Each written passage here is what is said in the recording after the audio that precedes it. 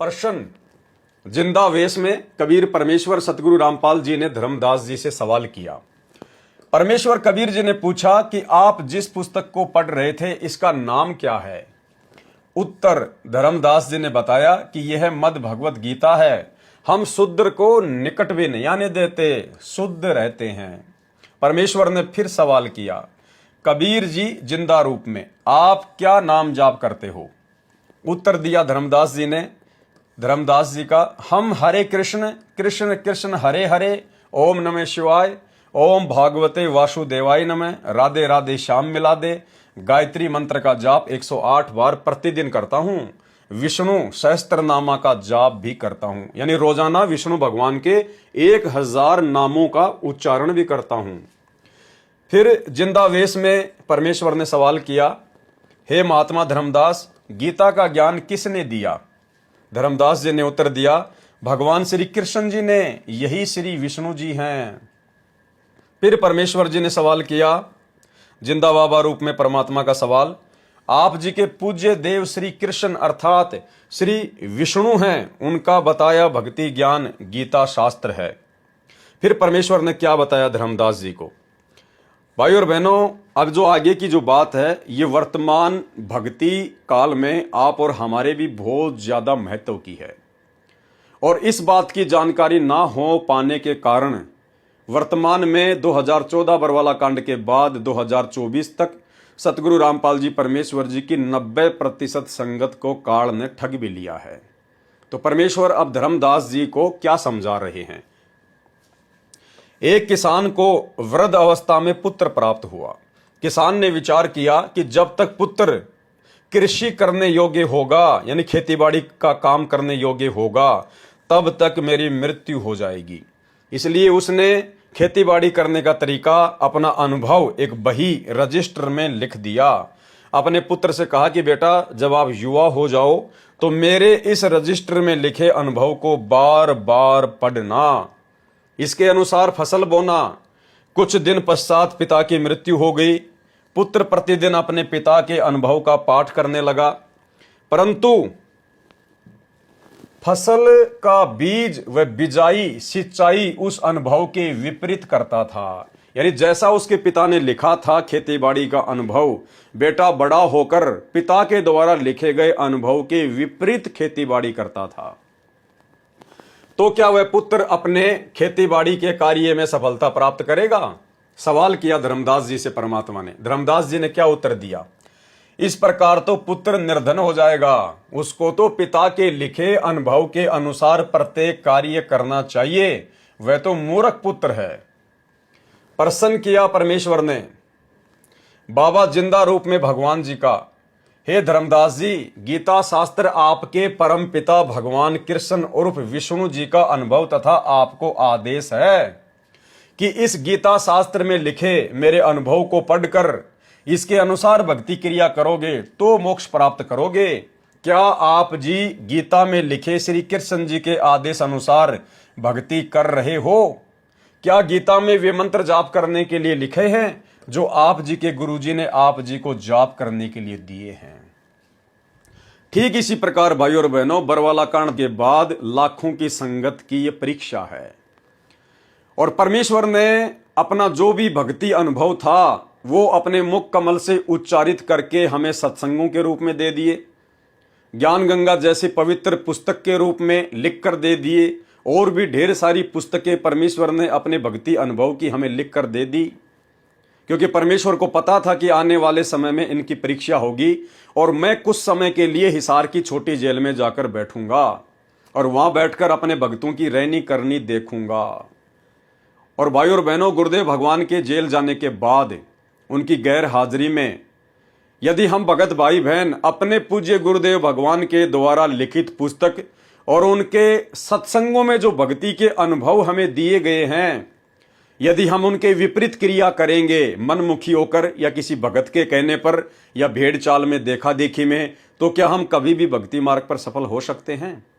कभी जिंदगी में सफल नहीं हो पाएंगे, हम भक्ति से निर्धन हो जाएंगे।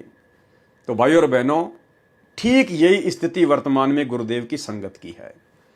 गुरुदेव के 30 वर्षों के सत्संगों में उनके द्वारा लिखित किसी भी पुस्तक में कहीं नहीं लिखा कि भगतों ने राजनेताओं की रैलियों में धक्के खाने के लिए जाना चाहिए या भगतों ने किसी पार्टी विशेष को वोट डालने चाहिए या भगतों ने किसी भी राजनीतिक पार्टी का समर्थन करना चाहिए या भगतों ने गुंडों की सीबीआई जांच का समर्थन करना चाहिए या भगतों ने गुंडों की सीबीआई जांच के समर्थन में राजपूत करनी सेना को या किसी भी संगठन को चंदे के रूप में 5 लाख रुपए डोनेट करना चाहिए या हरियाणा के जाट आरक्षण में भगतों को बैठना चाहिए या जाट आरक्षण संघर्ष समिति को 11 लाख रुपए कभी 5 लाख रुपए इस प्रकार से करोड़ों रुपया चंदे में देना चाहिए या गांव वालों को खुश करने के लिए धनाना में 50 लाख रुपए की लागत से बैडमिंटन का स्टेडियम बनाना चाहिए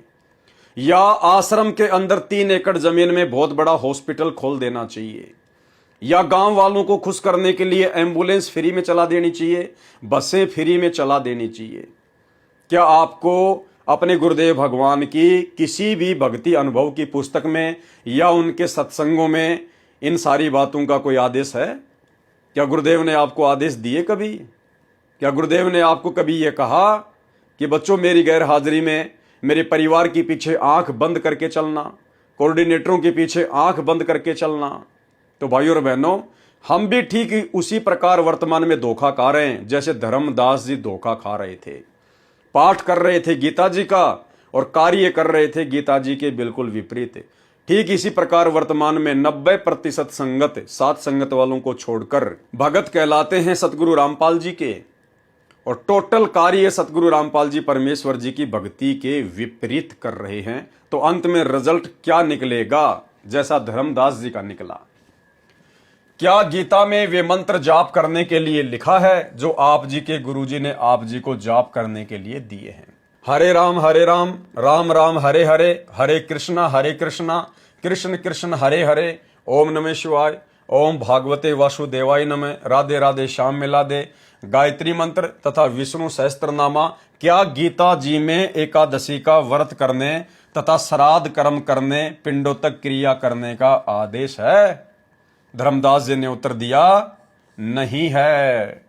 फिर परमेश्वर ने सवाल किया, फिर आप जी तो उस किसान के पुत्र वाला ही कार्य कर रहे हो जो पिता की आज्ञा की अवहेलना करके मनमानी विधि से गलत बीज गलत समय पर फसल बीजकर मूर्खता का प्रमाण दे रहा है। ठीक इसी प्रकार भाइयों और बहनों, वही मूर्खता 90% संगत कर रही है। ये वर्तमान का बेशकीमती समय भक्तों ने ज्यादा से ज्यादा भक्ति में लगाना था, ज्यादा से ज्यादा श्वासों को परमेश्वर के सुमरण में, सत्संग सुनने में, ज्ञान चर्चा में, शंका समाधान में, इस प्रकार की बातों में व्यतीत करना चाहिए था। लेकिन वर्तमान का समय नादानी में संगत ने मजदूर बन बन कर आश्रम बनाने में व्यतीत कर डाला। भाइयों और बहनों, 30 वर्षों से हमारे गुरुदेव भगवान केवल एक ही आश्रम में बैठकर पूरी दुनिया को ज्ञान दे रहे थे।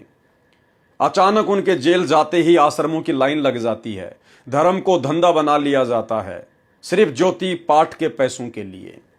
तो भाइयों और बहनों, वर्तमान में काल के मजदूर बनने के बजाय आप और हमने परमात्मा की भक्ति का मजदूर बनना चाहिए। ये आश्रम आने वाले समय में हमारे किसी काम नहीं आएंगे। आज मान लीजिए सतलोक आश्रम मैनेजमेंट हरियाणा ने 10 आश्रम खोल दिए भारत देश में। विचार करना भाइयों और बहनों, हम मानव शरीरधारी प्राणी हैं, अन्य योनियों के जीव जंतु नहीं है जो हम विचार नहीं कर पाएंगे। भारत देश में वर्तमान में सतलोक आश्रम मैनेजमेंट हरियाणा ने अपने धार्मिक धंधे के लिए गुरुदेव भगवान की आड़ में संगत को मूर्ख बनाते हुए ज्योति पाठ का पैसा हड़पने के लिए 10 आश्रम खोल दिए हैं।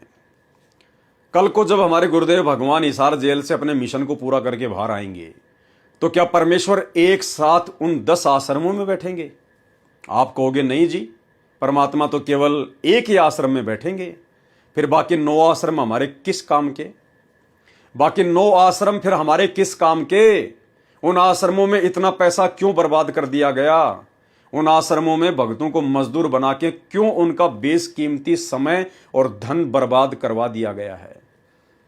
आप कहेंगे जी, जब कल को गुरु जी सत्संग सुनाएंगे किसी एक आश्रम में बैठकर, तो भगत उन आश्रमों में जा जाके सत्संग सुनेंगे।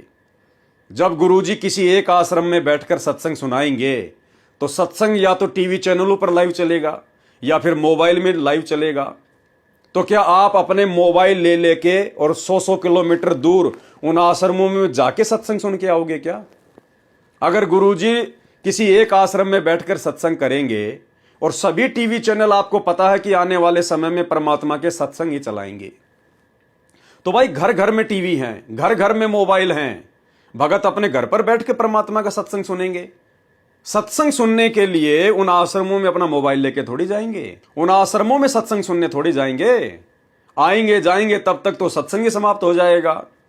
तो भाई और बहनों, अगर परमात्मा बाहर आकर सत्संग करेंगे तो किसी एक आश्रम में करेंगे, और जहां से भी सत्संग करेंगे वहां से पूरी देश दुनिया के टीवी चैनल लाइव ब्रॉडकास्ट करेंगे। और जब लाइव चलेगा तो सबके घर में टीवी है, सबके घर में मोबाइल है, फिर भला हमने किसी आश्रम में जाने की आवश्यकता क्या है? तो भाई और बहनों, ये आश्रम वर्तमान में केवल अपने धार्मिक धंधे के लिए गुरुदेव भगवान के कलयुगी परिवार के द्वारा काल प्रेरणा से खोले गए हैं।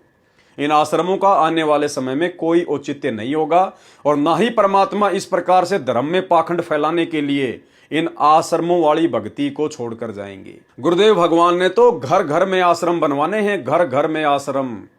अरे हमने नाम दीक्षा ले ली, गुरुदेव भगवान का घर में दरबार लगा लिया, तो आश्रम बन गया हमारा घर।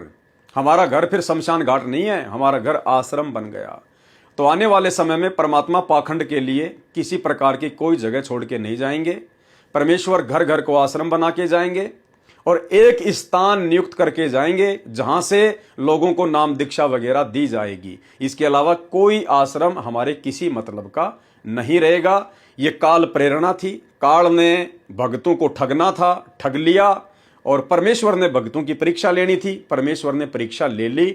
चंद ही आत्माएं वर्तमान में पास हो पाई हैं, जिनको सत्सेवक कहते हैं, जिन्होंने ज्ञान को आधार बनाकर इस परीक्षा के समय में अपने गुरु को ही भगवान माना, ज्ञान को आधार बनाया और घर को ही आश्रम बनाकर अपनी भक्ति मर्यादों में रहकर कर रहे हैं। और इसी प्रकार से आने वाले समय में पूरा विश्व भक्ति करेगा।